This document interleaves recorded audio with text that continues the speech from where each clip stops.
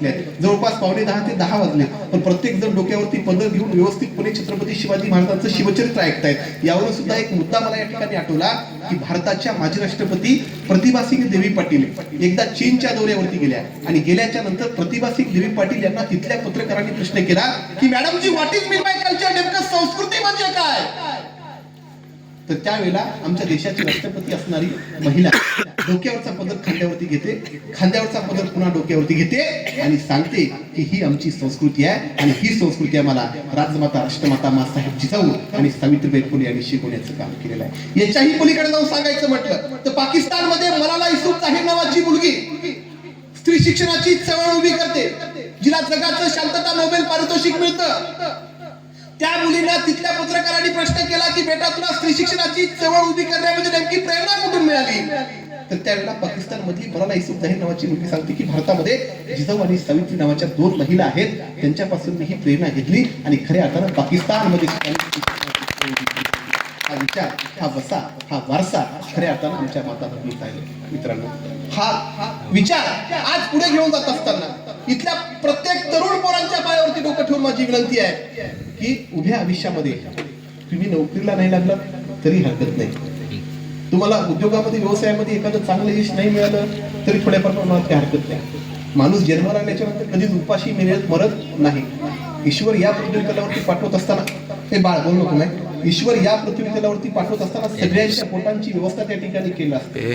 पण आजच्या या शिवजयंतीच्या निमित्तानं सगळ्या तरुण पोरांनी फक्त एकच विचार करा, फक्त एकच निर्णय घ्या की उभ्या आयुष्यामध्ये, समाजामध्ये, गावामध्ये, सोयऱ्या राहण्यामध्ये फिरत असताना माझ्यामुळे माझ्या मायबापाची कधीच मान खाली होणार नाही, एवढा निर्णय, एवढा विश्वास आज तुम्ही सगळ्यांनी घेऊन जाणं म्हणजे मला वाटतं की छत्रपती शिवाजी महाराजांच्या आजच्या या शिवजयंतीचं सगळ्या आणि मग त्याच विषयाला पुढे घेऊन जात असताना एक साधी कविता आपल्या सगळ्यांच्या समोर व्यक्त करतो.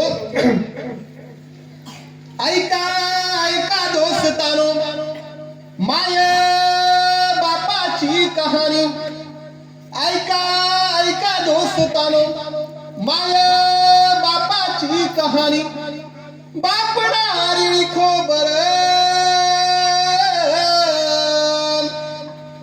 माय नारळाचं पाणी, माय नारळाचं पाणी, बाप कष्ट करी माझा करी रान हिरवगार, माय हरीण काळीज पिकाचं पतिया फार, बाप शिवाराचा धनी, बाप शिवाराचा धनी, माय धन्याची होरानी, माय नारळाचं पाणी, माय नारळाचं पाणी. एकदा माय बापामध्ये पैज हो अशी लागली, सांग कुणावरी पोर आहे कुणाची सावली, तवा हसून माय म्हणे, तवा हसून माय म्हणे, थोडा थोडा दोघावानी, माय नारळाचं पाणी, माय नारळाचं पाणी, जीवनावती माय मन मायेचं निराळ, जीवनावती माय मन मायेचं निराळ, बाप लपवी तो डोळा जवा येतो या वगड, ओला मायेचा पदर, ओला मायेचा पदर, पुसून डोळ्यातलं पाणी, माय नारळाचं पाणी, माय नारळाचं पाणी, माय नारळाचं पाणी, माय नारळाचं पाणी. धन्यवाद. आणि आमच्या आयुष्यामध्ये जीवन जगत असताना आमच्या आईवडिलांचा विचार, आमच्या आईवडिलांचा वसा आणि वारसा सोबत सगळ्यांनी घेऊन जाणं हे अत्यंत मोलाचं आणि महत्वाचं आजच्या या शिवजयंतीच्या माध्यमातून निर्णय घेणं हे तुम्ही आम्ही सगळ्यांनी महत्वाचं आहे. बोलायचंच म्हटलं तर खूप काही गोष्टी या ठिकाणी बोलण्यासारख्या आहेत, पण वेळ काळ आणि परिस्थिती या सगळ्या गोष्टींचं भान ठेवतो, जास्तीत काही बोलत नाही. पण मला वाटतं की तिसऱ्यांदा आलो मी आनंदराव जगावामध्ये. लाडका गावातल्या लोकांचा मी लाडका आहे की काय की 3 वेळा मला बोलवलं. काळ आता अलीकडच्या काळामध्ये एवढा बदललाय, घरी कोणी कोणाचं ऐकायला तयार नाही, तरी सुद्धा लोक बाहेरून माणसं आणून त्या ठिकाणी बोलतात, ऐकतात एकमेकाबद्दल. हा जिवाळा, ही आपुलकी निश्चितच खऱ्या अर्थानं ही तर गावांना सुद्धा कुठेही प्रेरणा देणारी असं मला काही हरकत नाही. आणि या सगळ्या गोष्टींचा विचार करत असताना, बोलत असताना जर अनानुधावाने माझ्याकडून काही या ठिकाणी चुका झाल्या असतील, जे माझ्यापेक्षा लहान आहेत त्यांचा मोठा भाऊ म्हणून, आणि जे माझ्यापेक्षा मोठे आहेत त्यांचा छोटा भाऊ म्हणून आपल्या सगळ्यांची या ठिकाणी माफी मागतो. कसं असतं, सासूचा जरी पाय सुनेला लागला तरी सुनेलाच वाकून पाया पडावं लागतं, आणि सुनेचा जरी पाय सासूला लागला तरी सुनेलाच वाकून पाया पडावं लागतं. बरोबर आहे की नाही का? पण अलीकडच्या काळातल्या महिला तसं पाया पडतात की एक सासू माहित नाही.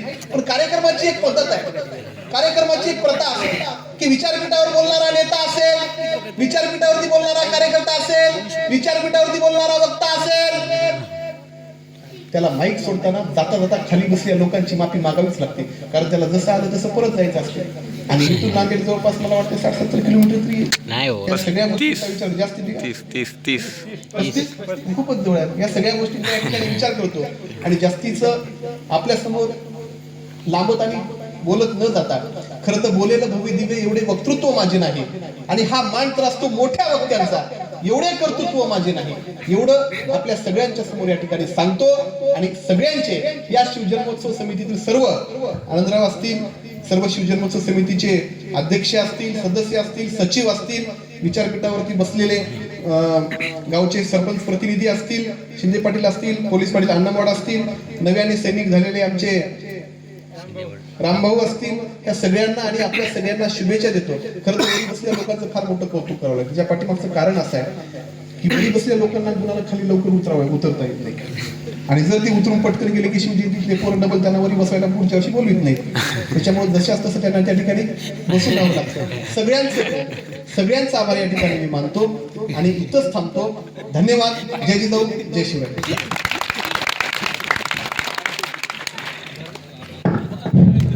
धन्यवाद सर.